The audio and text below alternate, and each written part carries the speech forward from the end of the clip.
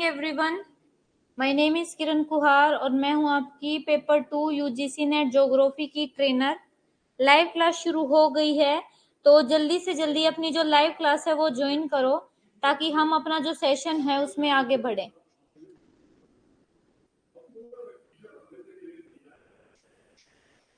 थोड़ी सी लेट हो गई है हमारी क्लास, बट कोई नहीं, हम अपना जो टॉपिक है वो कवर कर लेंगे। थोड़ा सा ही रहता है, कल हमारा फ्रंट हो जाएगा और उसके बाद मैंने आपको बताया था फिर कौन सी यूनिट शुरू करनी है, कल्चरल ज्योग्राफी। 2 मिनट वेट करते हैं ताकि सभी बच्चे आ जाएं और उसके बाद जो क्लास है वो शुरू करते हैं।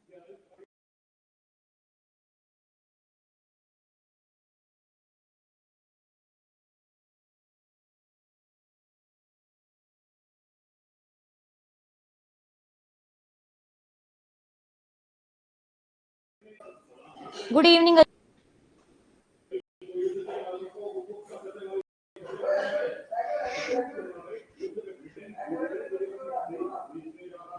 अच्छा मेरी बात सुनो, ये वाली जो स्लाइड है ना, ये वाली जो पीपीटी है, ये आपका बस इंग्लिश में है, हिंदी में नहीं है।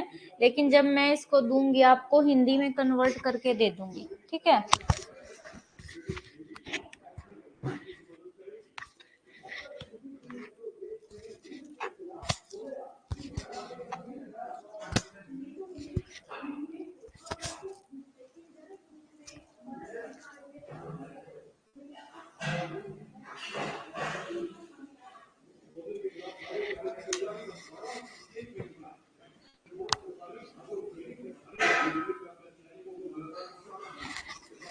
ये देखो, ये वो फेज हैं। कौन से फेज? जब आपका गैस लिक्विड में चेंज होता है तो उस प्रोसेस को बोलते हैं कंडेंसेशन, और जब हमारा लिक्विड गैस में चेंज होता है तो उसको बोलते हैं इवेपोरेशन, और जब हमारा लिक्विड सॉलिड में चेंज होता है तो उसको बोलते हैं फ्रीजिंग, और अब हमारा सॉलिड लिक्विड में चेंज होता है तो उसको बोलते हैं मेल्टिंग, और यही जब हमारा सॉलिड गैस में चेंज होता है तो उसको बोला जाता है सब्लिमेशन, और जब हमारा गैस सॉलिड में चेंज होता है तो उसको बोला जाता है डिपोजिशन। ये प्रोसेस है, ये याद रखना।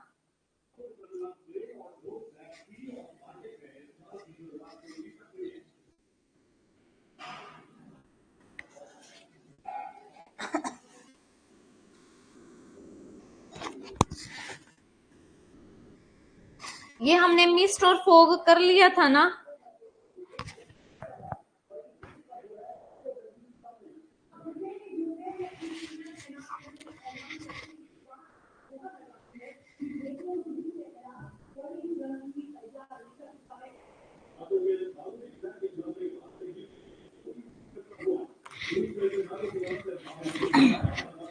अब हमारा क्या है, मैंने आपको मिस्ट करवा दिया था, फॉग करवा दिया था। अब आगे है आपका स्नोफॉल। जो कंडेंसेशन का नेक्स्ट रूप होता है वो क्या होता है? स्नोफॉल, यानी कि आपका बर्फबारी। The fall of larger snowflakes from the clouds on the ground surface. जब आपके बादलों से सीधा पानी ना गिर के आपके बर्फ के गोले गिरते हैं उसको बोला जाता है आपका स्नोफॉल, ठीक है। और जो आपका स्नोफॉल है ना, स्नोफॉल इज प्रेसिपिटेशन, यानी कि स्नोफॉल आपकी वर्षण का एक रूप है। कैसी बारिश होती है? व्हाइट बारिश होती है। और ये जो आपकी बारिश होती है ये ओपेक, यानी कि ओपेक का मतलब क्या होता है कि जिसके हम आर पार नहीं देख पाते। जब हम बर्फ देखते हैं, क्या हम बर्फ के एक साइड से दूसरे साइड देख पाते हैं? नहीं ना, तो इसी को बोला जाता है आपका ओपेक। उसके बाद कहते हैं the snowfall occurs when the freezing level is so close to the ground surface. आप सबसे पहले तो ये बात याद रखो कि स्नोफॉल आपका कब होगा? आपकी बर्फ तब पड़ेगी जब आपका जो टेम्परेचर है वो किससे नीचे होगा?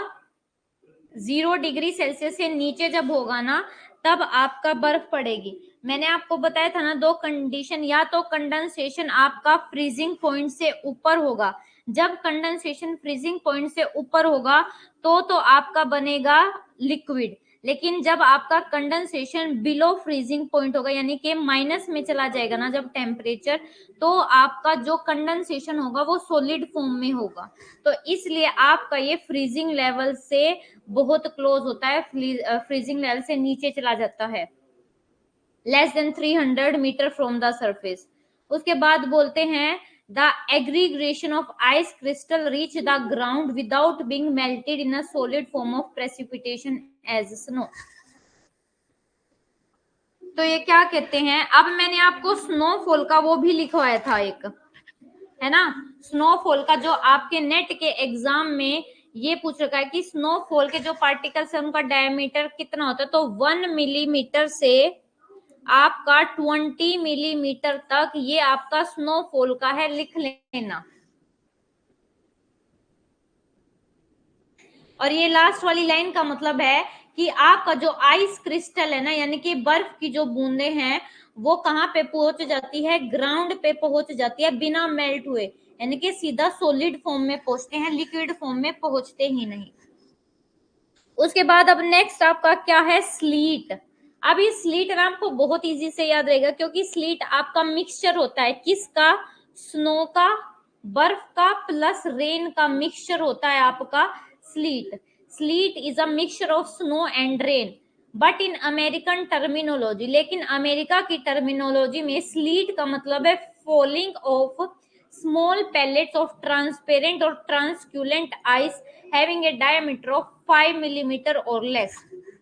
ये कहते हैं, अगर हम इंडियन के अकॉर्डिंग बात करें तो इंडिया के अकॉर्डिंग स्लीट का मतलब होता है कि जब आपका बर्फ का और बारिश का मिक्सचर होता है उसको बोलते हैं स्लीट।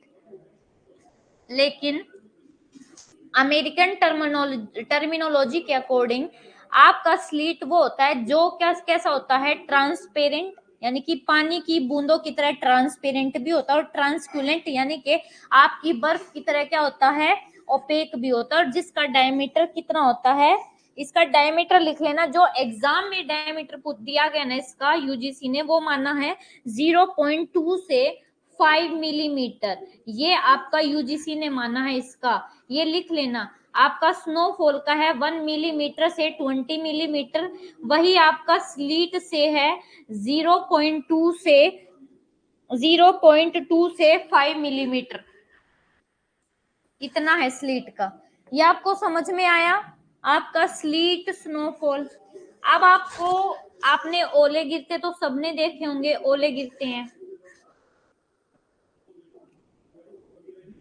आपको पता है ओले कैसे गिरते हैं, देखो ये आपका, ये रही आपकी रेन, ये पानी की बूंदे हैं, ये आपकी देखो बादल से, क्लाउड से सीधा आपका क्या आता है, स्नो आती है। क्यों आती है पता है, क्योंकि यहाँ पे जो टेम्परेचर होता है ना वो माइनस डिग्री में चला जाता है, माइनस में चला जाता है, लेकिन यहाँ पे जो आपका टेम्परेचर होता है वो फ्रीजिंग पॉइंट से अबव होता है। फ्रीजिंग पॉइंट कौन सा पॉइंट होता है, फ्रीजिंग पॉइंट वो पॉइंट होता है जब आपकी चीजें जिस टेम्परेचर पे जमने लग जाती है वो होता है आपका फ्रीजिंग पॉइंट। और एक आपका बॉइलिंग पॉइंट होता है और एक आपका मेल्टिंग पॉइंट होता है। बॉइलिंग पॉइंट वो पॉइंट होता है जिसपे आपकी चीजें गर्म होना शुरू हो जाती है, और मेल्टिंग पॉइंट वो पॉइंट है जिसपे आपकी चीजें पिघलना शुरू हो जाती है, तीनों में डिफरेंस है। तो इसमें जो फ्रीजिंग पॉइंट है, इसमें जो टेम्परेचर है वो फ्रीजिंग पॉइंट से अबव होगा, और स्नो में आपका जो टेम्परेचर है वो फ्रीजिंग पॉइंट से बिलो होगा। स्लीट में जो है आपका फ्रीजिंग पॉइंट के आसपास ही टेम्परेचर होता है, क्योंकि इसमें आपका रेन, पानी की बूंदे प्लस स्नो दोनों होती है, और हेल होते हैं आपके ओले, सीधा बर्फ के गोले होते हैं ना, आपने देखे ना ये ओले, मटर के दाने से लेकर आपके एक बॉल के जितने हो सकते हैं। अब ये आपको पता है कैसे गिरते हैं हेल, आपकी शुरुआत में तो ना कैसे होता है, पानी की बूंदे होती हैं, लेकिन यहाँ पे ना टेम्परेचर बहुत कम होने की वजह से बीच में कोई ऐसी लेयर होती है जहां पे टेम्परेचर माइनस में होता है। ये मान लो यहाँ पे -40 डिग्री सेल्सियस टेम्परेचर होगा, यहाँ पे तो है 20 डिग्री सेल्सियस, और यहाँ पे ये वाली जो लेयर है यहाँ पे -40 डिग्री सेल्सियस। तो जब ये पानी की बूंद इस लेयर से जाती है ना, तो यहाँ पे एकदम से क्या होता है, एक फोर्स लगता है और इस पे यहाँ पे टेम्परेचर कम होने की वजह से ये पानी की बूंद क्या हो जाती है, जम जाती है और इसमें क्या होता है, उछाल होता रहता है, कन्वेक्शनल जो करंट है वो चलती रहती है, इनमें उछाल आता रहता है। तो बार बार ये जो आपका ओला है ना, ये उछलता रहता है और इसके ऊपर एक परत चढ़ती रहती है, चढ़ती रहती है। जब इसका भार ज्यादा हो जाता है ना, कि ये जो आपकी करंट है इस ओले को संभाल नहीं पाती, तो ये आपका नीचे गिर जाता है फिर जमीन पर, तब जमीन पे गिरता है। वरना पहले तो इस पे लगातार ये उछलता रहता है, इसमें उछाल आता रहता है, उछाल आता रहता है और इस पे परत दर परत, परत दर परत, परत दर परत जो है चढ़ती रहती है और इसको बोला जाता है आपका हेल। हेल यानी कि आपके क्या होते हैं, ओले, ऐसे पड़ते हैं आपके ओले। और ओलों का जो साइज है वो नेट ने पूछा है, और ओले का आप साइज लिखोगे 5 to 50 मिलीमीटर। ये आपके ओले का साइज जो आपके यूजीसी नेट एग्जाम में पूछा गया है। ये सारी टर्म्स के जो मैं बता रही हूँ ये सारी इंपॉर्टेंट है। समझ में आए ओले कैसे गिरते हैं?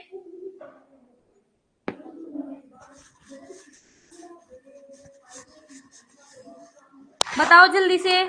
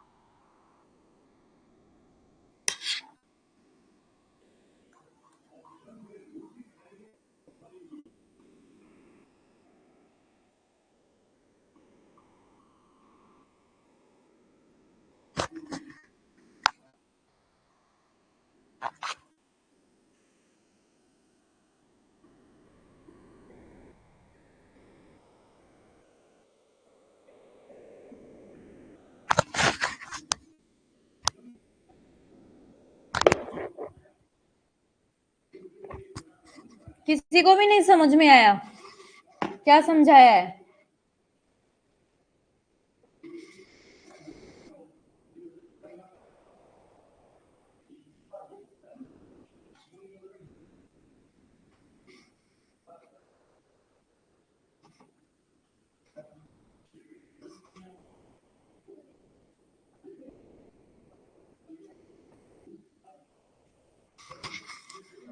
तो अब हमारा स्नोफॉल हो गया, स्लीट हो गया, हेल हो गया। अब है ड्रिजल। ड्रिजल होता है, आपने पानी की कभी कभी देखा होगा, आपकी बारिश आ रही है लेकिन आपको वो दिखती नहीं है, फुहारे फुहारे ऐसे आती रहती है, उसको बोला जाता है drizzle. The fall of numerous uniform minute droplet of water, यानी कि आपके बहुत छोटी छोटी पानी की बूंदे होती है जो गिरती रहती है। इसका साइज कितना होता है, 0.5 मिलीमीटर से भी कम होता है। ठीक है, इससे जो पानी रिसीव होता है ना वो बहुत लो होता है। Water receive is very low, ground पे इसे जो पानी मिलता है वो बहुत कम मिलता है, क्योंकि क्या होता है, एक तरीके से फुहारे होती हैं। बस ये होता है ड्रिजल।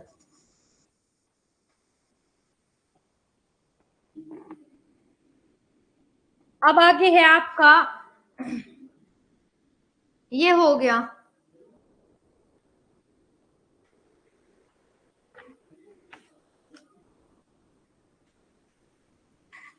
अब हम समझेंगे कि फोग क्या होता है।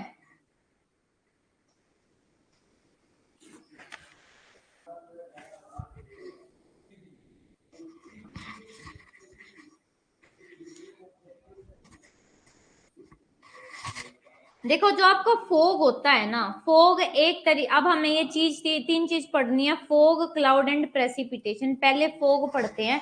फोग एक तरीके से ना, आपका पता है क्या होता है, क्लाउडी होता है। बस क्लाउड आपके ऊंचाई पर बनते हैं, बस फोग आपकी का बनता है ग्राउंड सरफेस के पास बन जाता है। कैरेक्टरिस्टिक दोनों की सेम होती है। आपका जो फॉग है ना वो स्पेशल टाइप का एक थिन क्लाउड होता है, पर ये ग्राउंड सरफेस के पास बनता है। ठीक है, आपके क्या होते हैं कि आपके ना कुछ माइक्रोस्कोप हाइग्रोस्कोपिक न्यूक्ली होते हैं, यानी कि रेत के कण होते हैं, मिट्टी के कण होते हैं ग्राउंड सरफेस के आसपास, और वे हवा में तैरते रहते हैं ग्राउंड सरफेस के पास। ठीक है, और इस ये जो आपके मिट्टी के कण हैं इनके चारों और आपका जो वाटर वेपर है ना वो क्या हो जाता है, कंडेंस हो जाता है, और इसकी वजह से ही आपका क्या है, ये बादल बनते हैं ग्राउंड सरफेस के पास, यानी कि इसी को आप क्या बोलते हो, फोग बोलते हो।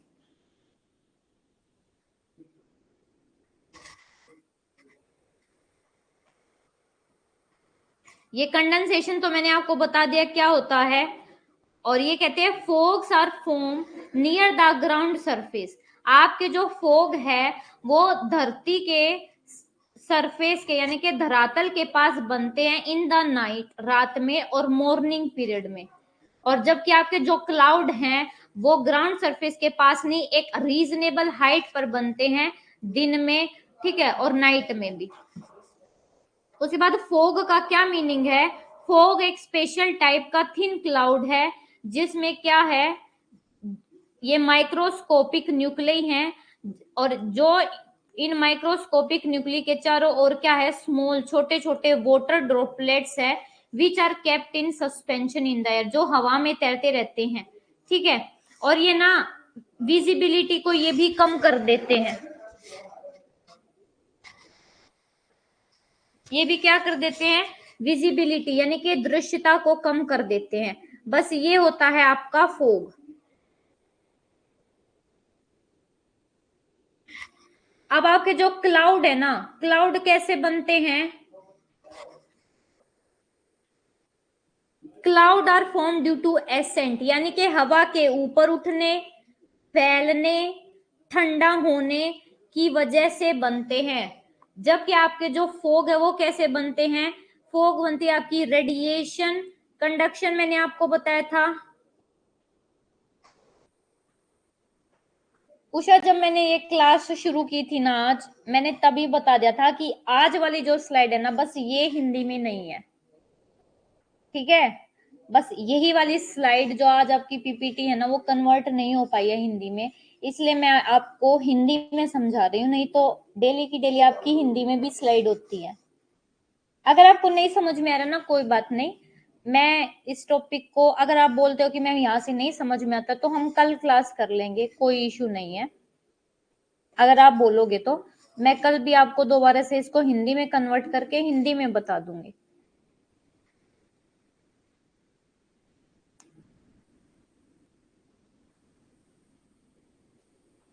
अगर आप बहुत ज्यादा ऐसा फेस करें ना कि मैम हमें नहीं समझ में आएगा और ये टॉपिक हमें हिंदी में ही करवाओ, तो हम हिंदी में कर लेंगे फिर।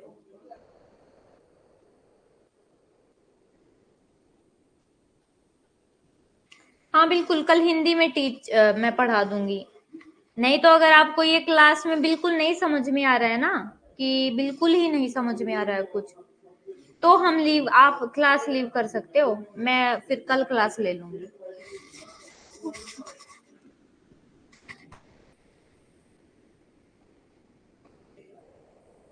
बेटे और कोई भी हो ना अगर यहाँ पे जिसको नहीं समझ में आ रहा है वो बता दो, फिर हम कल शुरू कर देंगे, इसमें कोई इशू वाली बात नहीं है।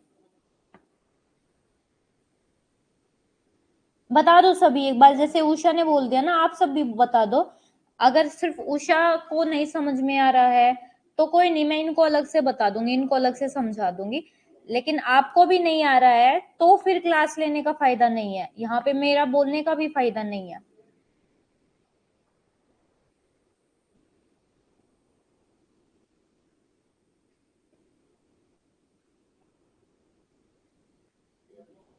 कौन कौन है क्लास में, एक मिनट में देखती हूँ।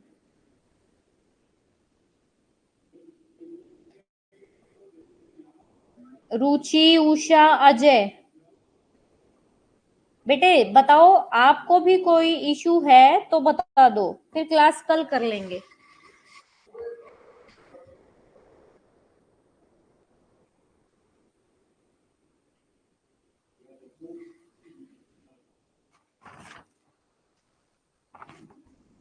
चलो एक बात देखो, जो ये है ना क्लाउड, बस आपका फोग और फोग के दो टाइप हैं, उसके बाद क्लाउड है। क्लाउड के नेम तो आपको इंग्लिश में ही याद करने, हिंदी में नहीं याद करने, ठीक है? वो क्लाउड तक कर लो, फिर आगे का जो फ्रंट वाला है वो हम हिंदी में कल कर लेंगे। और ये थोड़ा सा ही रह गया है, बाकी ये 2-3 स्लाइड ही, पहले वाली जो स्लाइड दिन में क्लास हुई थी वो भी आपकी हिंदी में ही थी। बस ये 2-3 स्लाइड है जिसमें आपका ये फोक के जो टाइप है, एक बार रिपीट कर दूं। कौन से वाला रिपीट करना है रुचि?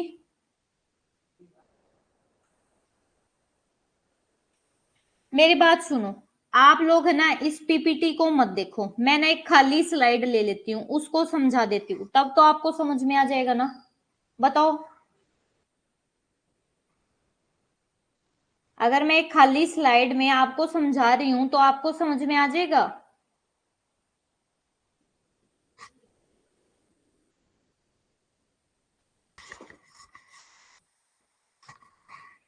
फोग पढ़ रहे हैं हम, ये स्लाइड पे समझ लो, मैं हिंदी में समझाऊंगी। फोग का मतलब क्या होता है? आपकी जो धुंध होती है, धुंध कैसे पड़ती है, ठीक है? हमने कोहरा कर लिया, कुहासा कर लिया, अब पढ़ रहे हैं धुंध। धुंध एक फोग एक तरीके से पता है क्या है? जैसे आपके आसमान में क्लाउड बनते हैं ना, क्लाउड बनते हैं, सेम आपकी फोग होती है। बस फोग में और क्लाउड में क्या डिफरेंस होता है कि आपके क्लाउड तो एक हाइट पे बनते हैं, लेकिन आपके जो फोग है ना, आपका धुंध है, वो आपका जो धरातल है ना, धरती, इस धरती के पास बनता है। आपका फोग भी क्या होता है? फोग भी एक बादल जैसा ही होता है, एक थिन, एक पतला बादल होता है, जो कहाँ बनता है? एक पतला बादल जो धरती के पास बनता है, ग्राउंड सरफेस पर, अर्थ के। अब ये कैसे बनता है ये समझो। देखो, आपका फोग के लिए ना क्या कंडीशन चाहिए? सबसे पहली कंडीशन, लंबी रातें होनी चाहिए। जब लंबी रात होगी ना तो आपकी जो अर्थ है ना वो ज्यादा से ज्यादा टेम्परेचर को छोड़ देगी। मतलब जो ये आपकी अर्थ है, ये सन है, दिन में सन से अर्थ को टेम्परेचर एनर्जी मिल रही है तो अर्थ गर्म हो जाती है, और रात को अर्थ क्या करती है? रात को सन नहीं होता तो रात को आपकी अर्थ इस एनर्जी को वापस छोड़ देती है। तो जितनी लंबी रात होगी ना उतना इफेक्टिव होगा, उतना अच्छा होगा, क्योंकि रात ज्यादा टाइम मिलेगा अर्थ को ये एनर्जी छोड़ने में, तो ये एनर्जी रात को अर्थ छोड़ देगी और अर्थ क्या बन जाएगी? एक ठंडा प्लेस, एक ठंडा स्थान हो जाएगी। ठीक है? रात को अब सुबह आपको ठंड फील होने लगी है ना, वो क्यों फील होने लगी है पता है? क्योंकि अब आपकी क्या हो गया है, दिन छोटे होने लग गए हैं, और आपकी जो रात है ना वो अब धीरे धीरे लंबी होनी शुरू हो जाएगी। तो जितनी लंबी रात होगी उतना ज्यादा अर्थ के लिए इफेक्टिव, उतना ज्यादा अर्थ कूल हो जाएगी, क्योंकि उतनी ज्यादा ये एनर्जी छोड़ पाएगी। गर्मी के दिनों में क्या होता था? रात छोटी होती थी, आपकी 7 बजे तक तो आपको सन की रोशनी मिलती थी, उसके बाद 7, 7:30 बजे के बाद अर्थ आपकी ये एनर्जी जो सन से मिली है रात को छोड़ने लगती थी। तो ये लगा लो सुबह के है ना 4-5 के आसपास हमारी अर्थ ठंडी हो पाती थी, और फिर वापस वहीं फिर 6 से 7 बजे के पास सन निकल जाता था। तो क्या है, ज्यादा इसलिए आपकी ज्यादा गर्मी होती थी। लेकिन अब सर्दियों में क्या होगा? रात लंबी हो जाएंगी तो आपकी जो अर्थ है ना वो 1 से 2 बजे के आसपास ठंडी हो जाएगी, और आपका सन क्या है, सर्दियों में कभी निकलता है कभी नहीं निकलता, तो इसलिए ज्यादा ठंड पड़ती है। तो ये जो आपका फोग है ना, इस फोग के पड़ने के लिए आपकी लंबी रातें होनी चाहिए। दूसरा, हवा नहीं चलनी चाहिए, आपकी हवा नहीं होनी चाहिए, ड्राई एयर होनी चाहिए। ठीक है? ये वही सारी कंडीशन है जो हमने दिन में करी थी। ठीक है? अब देखते हैं अब ये फोग कैसे बनता है। देखो, ये हमारा अर्थ का सरफेस है, ठीक है? और हमें पता है ये हमारा एटमॉस्फेयर है। इस हमारे वायुमंडल में मिट्टी के कण होते हैं। आपकी जो हवा चल रही है ना, आप जैसे घर से बाहर जाते हो, सब घर से बाहर जाते हैं तो मुंह पे हम कपड़ा बांध के जाते हैं क्योंकि डस्ट होता है, तो हमें वो दिखता नहीं और हमारे मुंह को क्या करता है, वो खराब करता है। तो ये ना आपके हवा में छोटे छोटे रेत के, मिट्टी के कण क्या है, उड़ते रहते हैं, जो हमें दिखाई भी नहीं देते। इवन हम अपनी नेक्ड आई से इनको देख ही नहीं सकते, ये इतने ज्यादा माइन्यूट होते हैं और ये हवा में तैरते रहते हैं। और आपका क्या होता है, वाटर वेपर, जो पानी की बूंदे होती है ना, वो इनके अराउंड क्या है, रात को क्या हो जाती है, कंडेंस हो जाती है, संघनित हो जाती है इसके चारों ओर। संघनित का मतलब इसके चारों ओर गुच्छित हो जाती हैं, ऐसे ऐसे। और ये किसका शेप ले लेती है, ये एक क्लाउड का शेप ले लेती है आपके अर्थ सरफेस के पास। ऐसे ही आपके बादल बनते हैं, ठीक है। और आपका क्या होता है ना, ये ऊपर जो होता है ना, इनका टेम्परेचर होता है ज्यादा, और ये जो नीचे होती है ना, इनका टेम्परेचर होता है कम। यानी कि यहाँ पे माइनस में -50 डिग्री सेल्सियस टेम्परेचर, और यहाँ पे आपका 20 डिग्री सेल्सियस। तो आपकी जो ये नीचे का जो हवा है ना, ये इसको नीचे से क्या करने लगता है, नीचे से इसको ठंडा करने लग जाता है, जिसकी वजह से ये जो आपका वाटर था ना, इस मिट्टी के कण के चारों ओर, ये क्या होने लगता है, ये जमने लग जाता है। और इसी की वजह से आपकी क्या पड़ती है, यही आपकी फोग होती है। ठीक है, आया समझ में फोग कैसे पड़ती है? जो धुंध आप देखते हो सर्दियों में, ऐसे पड़ती है आपकी धुंध।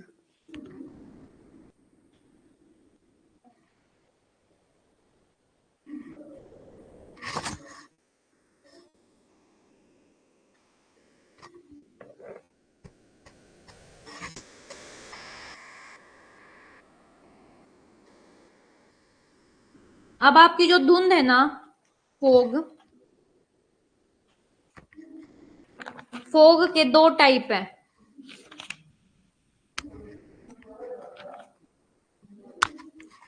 ये जो फोग है ना, फोग के दो टाइप है। दो तरीके से आपका फोग गिरता है।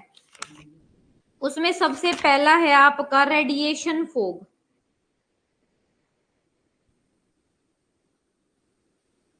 Radiation fog. अब रेडिएशन फोग कब बनती है, जो अब मैंने बताया कि जब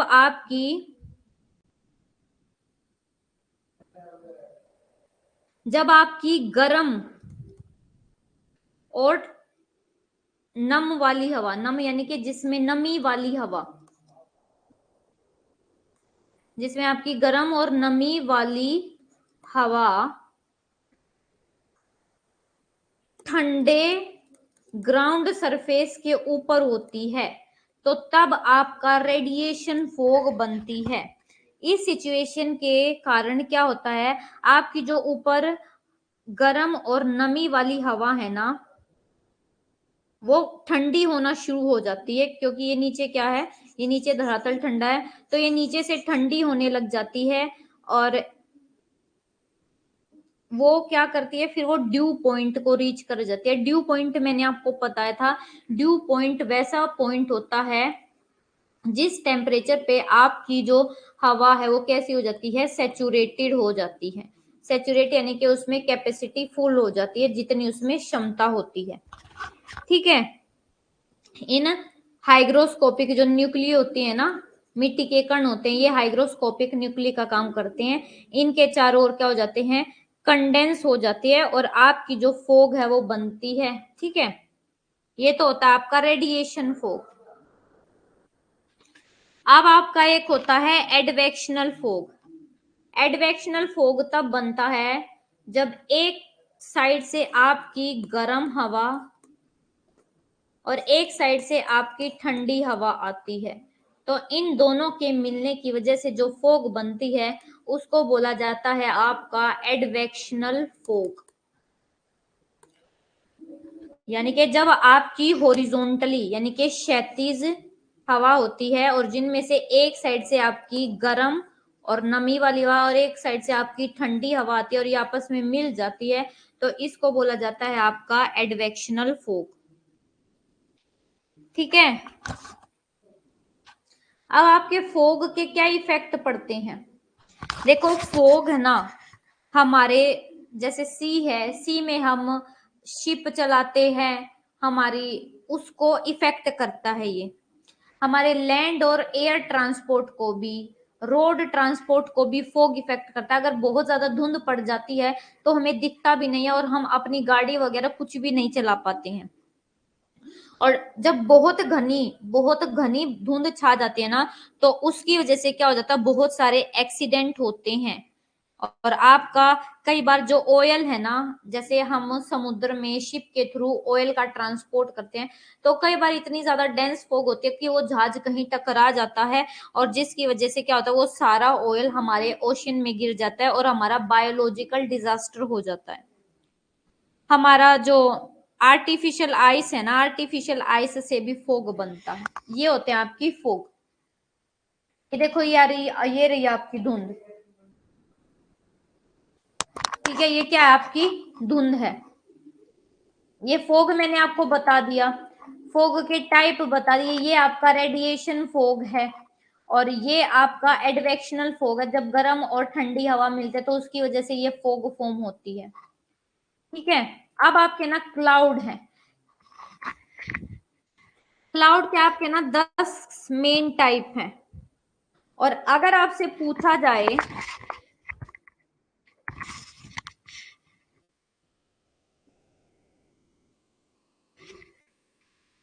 क्लाउड तो मैंने आपको बता ही दिया है क्या होता है। बादल क्या होते हैं, बादल आपके वाटर वेपर से और डस्ट पार्टिकल से मिलकर बनते हैं।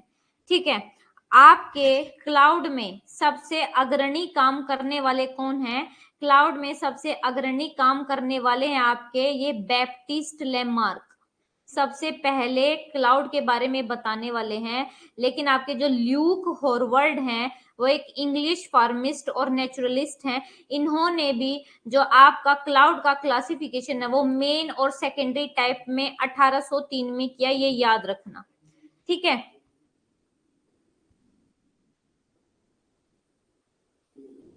अब आपके ना क्लाउड के टाइप हैं। सबसे पहले ना एक सीक्वेंस आपका एग्जाम में पूछा जा सकता है कि आपका इंसोलेशन से लेके आपका बारिश तक के स्टेप बताने हैं। तो देखो, सबसे पहला स्टेप है आपका इंसोलेशन, यानी कि आपकी ग्राउंड सरफेस पर, ये लिख लो, ग्राउंड सरफेस पर सबसे पहले आती है आपकी शॉर्ट वेव सन से। सेकंड है आपका टेम्परेचर बढ़ता है, air temperature increases and low pressure हो जाता है। फिर आपका थर्ड स्टेप आपकी कन्वेक्शनल करंट बनती है, संवहनीय धाराएं कन्वेक्शनल करंट बननी शुरू हो जाती हैं। फोर्थ है आपका एडियाबेटिक प्रोसेस से आपकी हवा जो है ठंडी होना शुरू हो जाती है। आपका फिफ्थ है कि आपकी हवा फिर ड्यू पॉइंट को रीच करती है। ड्यू पॉइंट भी मैंने बताया था क्या होता है, ओसांक बिंदु। सिक्स्थ है आपका कंडेंसेशन होता है। पहले कंडेंसेशन होगा, यानी कि आपके जो वाटर वेपर है वो इन हाइग्रोस्कोपिक न्यूक्लिक रेत के कणों के चारों ओर क्या हो जाते हैं, संघनित हो जाते हैं। फिर सेवन स्टेप है आपका क्लाउड बनते हैं। और आपका 8 स्टेप है प्रेसिपिटेशन, बारिश होती है। ये याद रखना, पहले कंडेंसेशन होता है फिर आपके बादल बनते हैं।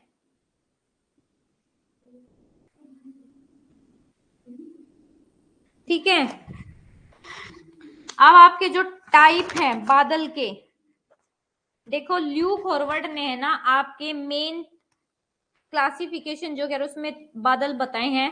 उसमें सबसे देखो आपका एक है लो, मिडल और हाई। लो में सबसे पहले आपके स्ट्रेटस क्लाउड, फिर मिडल में है आपके ये क्यूमुलस क्लाउड, और फिर आपके हाई में ये सीरस क्लाउड। सबसे ऊंचाई पर बनने वाले क्लाउड को क्या बोला जाता है, सीरस क्लाउड। अगर आपसे पूछा जाए कि हाईएस्ट क्लाउड कौन से होते, तो सबसे हाइट पे बनने वाले क्लाउड का नाम है आपका सीरस क्लाउड। जो आपके हाई क्लाउड होते हैं ना, ये 3 से 8 आपके से 8 किलोमीटर बनते हैं पोलर एरिया पे, और आपके इनकी ऊंचाई 5 से 13 किलोमीटर होती है ट्रॉपिकल एरिया पे। वही आपका मिडल में ये 2 से 4 किलोमीटर होते हैं, पोलर एरिया पे बनते हैं, और आपके ये 2 से 7 किलोमीटर ये इक्वेटोरियल एरिया पे बनते हैं, और लो वाले 2.5 किलोमीटर तक बनते हैं। ग्राउंड सरफेस से 2.5 किलोमीटर तक जो बादल बनते हैं वो लो होते हैं, और ग्राउंड सरफेस से 2 से 4 किलोमीटर इक्वेटर, और 2 से 4 किलोमीटर पोलर, और 2 से 7 किलोमीटर इक्वेटर पे आपके मिडल वाले बनते हैं, और सबसे हाई पे बनते हैं आपके सीरस क्लाउड। ठीक है, अब आपको ना कैसे याद करना है ना, पहले मैं नाम लिख रही हूं, ऐसे के ऐसे ये नाम याद कर लो आप इसके।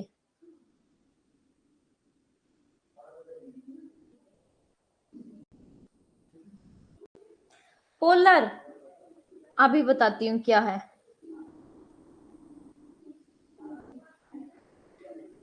पोलर एरिया यानी कि ध्रुवीय क्षेत्र। देखो ये आपकी अर्थ है, अर्थ के ये वाले जो है ना, ये वाले पार्ट को क्या बोला जाता है, ध्रुवीय क्षेत्र। और ये बीच वाला जो पार्ट है इसको बोला जाता है इक्वेटर। ये जो पोलर एरिया होते हैं ना, इन पर हमेशा क्या जमी रहती है, बर्फ जमी रहती है। क्यों? क्योंकि यहाँ पे आपका टेम्परेचर क्या मिलता है, कम मिलता है। ये होते हैं आपके पोलर एरिया यानी कि ध्रुवीय क्षेत्र।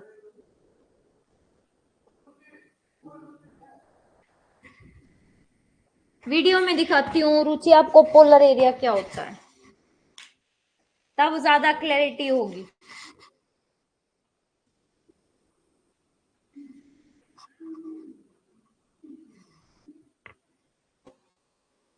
एक बार वीडियो में देखो पोलर एरिया।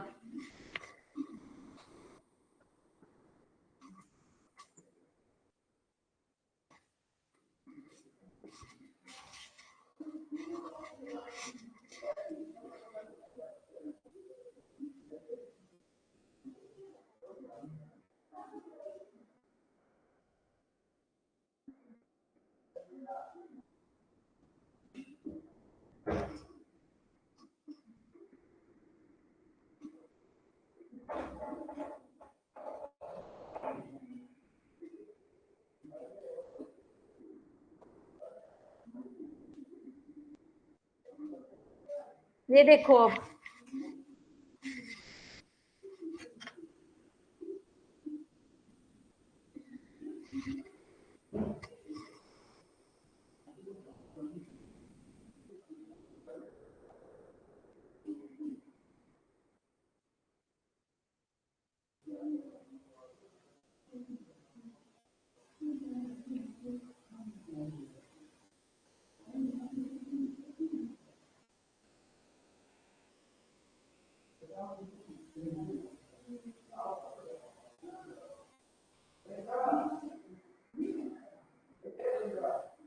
एक मिनट रुको, पता नहीं कहाँ चला जाता है।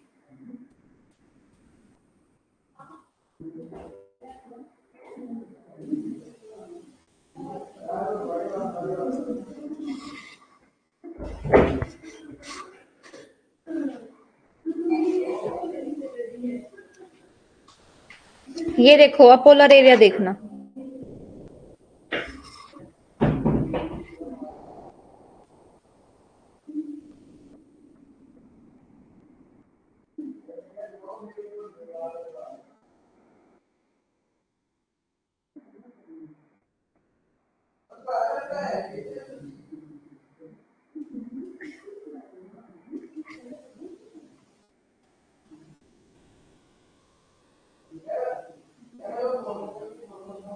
अरे मैंने फोटो पे क्लिक तो नहीं कर दिया बेटा, एक मिनट रुको।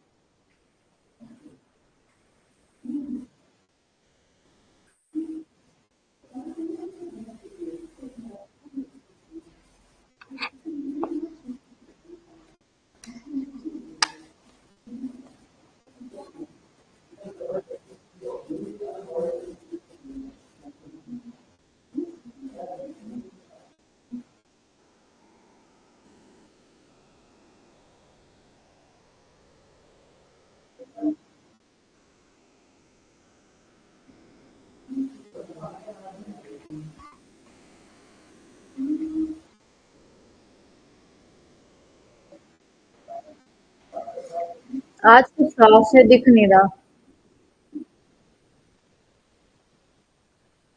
तो बेटी यही होता है जहाँ पे हमेशा जो है बर्फ पड़ी रहती है।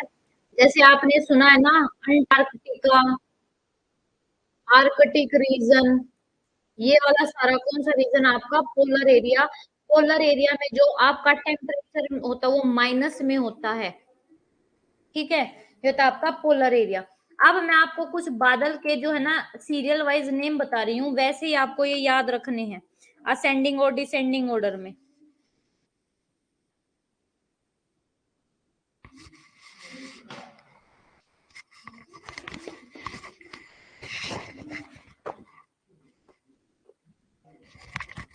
आपके सबसे असेंडिंग ऑर्डर से मैं ये नाम लिख रही हूं, यानी कि नीचे से ऊपर की तरफ सबसे पहले आपके बादल बनते हैं। ये इंग्लिश में याद करो, हिंदी में नहीं होंगे।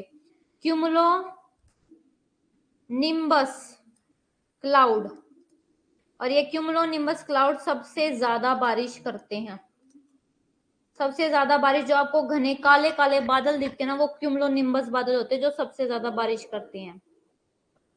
सेकंड है आपके क्यूमुलस क्लाउड। थर्ड है आपके स्ट्रेटस क्लाउड। फोर्थ है आपके स्ट्रेटो क्यूमुलस क्लाउड। फिफ्थ आपके निम्बो स्ट्रेटस क्लाउड। सिक्स्थ है आपके Alto Alto cumulus cloud. Seventh है आपके ओल्टो स्ट्रेटस क्लाउड। फिर आपके एट्थ हैं सीरो स्ट्रेटस क्लाउड। आपके नाइन हैं सीरो क्यूमुलस क्लाउड। और आपके टेंथ हैं सीरस क्लाउड। बस आपको ये जो है ना, ये सीक्वेंस याद रखना है, लो से हाई। सबसे लो है आपके क्यूमुलो निम्बस, फिर इस क्यूमुलो निम्बस से शुरू हो जाना, और सबसे हाई आपके हैं सीरस क्लाउड। ठीक है, ये देख लो, आपके सबसे पहले हमने कौन से करे थे? Cumulo nimbus. ये वाले जो बादल होते हैं जो सबसे ज्यादा बारिश करते हैं वो होते हैं आपके क्यूमुलो निम्बस बादल। उसके बाद होते हैं आपके ये क्यूमुलस क्लाउड। फिर होते हैं आपके ये स्ट्रेटस स्ट्रेटस क्लाउड, यानी कि जो लेयर में होते हैं। उसके बाद होते हैं आपके स्ट्रेटोक्यूमुलस, ये होते हैं आपके स्ट्रेटोक्यूमुलस। फिर आपके होते हैं निम्बोस्ट्रेटस। फिर निम्बोस्ट्रेटस के बाद होते हैं आपके ये ओल्टो क्यूमुलस। फिर आपके होते हैं ओल्टोस्ट्रेटस। फिर आपके होते हैं आपके सीरोस्ट्रेटस, सीरो क्यूमुलस और आपके सीरस। ठीक है, ये आपके 10 तरीके के बादल है जो होते हैं। इसके अलावा आपको बादलों में कुछ भी नहीं पढ़ना है, यही आपका एग्जाम में सीमित रूप में आता है। और आपका ये जो कंडेंसेशन प्रेसिपिटेशन वाला टॉपिक है वो कंप्लीट हो गया है। और कल हमारा बस फोग वाला टॉपिक रहता है, वो फोग वाला टॉपिक कंप्लीट कर लेंगे। ये देखो, ये मैंने नाम भी लिख रखे हैं ऐसे। ठीक है, अगर कैरेक्टरिस्टिक भी पढ़नी है, और ये मैंने थ्योरी जो है ना, ये प्रेसिपिटेशन से रिलेटेड थ्योरी, ये मैंने आपको पहली क्लास में करवा दी। क्लाउड इंस्टेबिलिटी थ्योरी आपके बर्गरोन ने, और इसको आइस क्रिस्टल थ्योरी भी बोलते हैं। और आपकी जो है कोलिजन कोएलेंस थ्योरी आपकी दी है बोवेन ने। और ये बता रखा है कि आपके जो बर्ग रहे उन्होंने, ये नॉर्वे के मेट्रोलॉजिस्ट है, और इन्होंने जो अपनी क्लाउड इंस्टेबिलिटी थ्योरी है 1933 में दी है। बस ये करना है, और आज की क्लास जो है आपकी यहीं तक है। उसके बाद आपका ये रह गए हैं एयर मास, और ये हम कल करेंगे। एयर मास और फ्रंट रह गए हैं, वो कल कर लेंगे।